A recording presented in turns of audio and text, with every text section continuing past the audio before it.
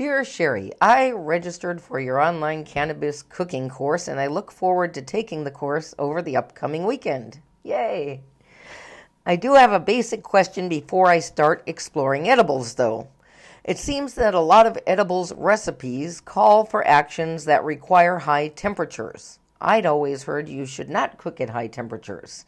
So based on your experience and research, does the higher temperatures, whether baking or boiling the ingredients, destroy the decarb THC during the process? Said another way, at what temp does the decarb THC degrade? Thank you so much for your time.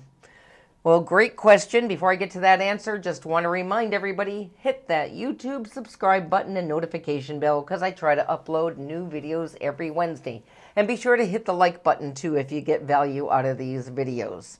So what temperature does THC degrade at?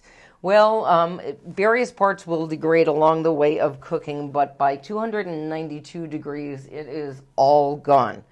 That said, though, you don't really have to worry too much about most usual cooking temperatures, such as the temperature you would bake cookies or a cake at. Yes, the oven may be at 350 or at 375, but the important thing to note is that the food itself never gets that hot.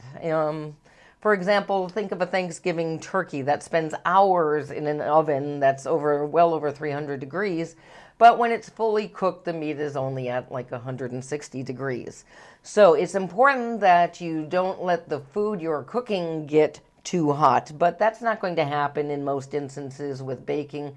Where you might run into trouble is with broiling, with direct heat, sauteing, grilling, if you're over a really high flame. You do want to avoid that. Sometimes some deep fry temperatures can get hot. That's not a problem if you medicate what's in the food rather than on it. So if you're frying something, make something like a jalapeno popper where you can put the medication in the food rather than in the batter, and you're going to be just fine there too. So really the temperature you cook at is not usually a huge issue. It's the temperature of the food and what's coming into contact with the direct heat that you need to worry about. Hope this helps. Eat your weed.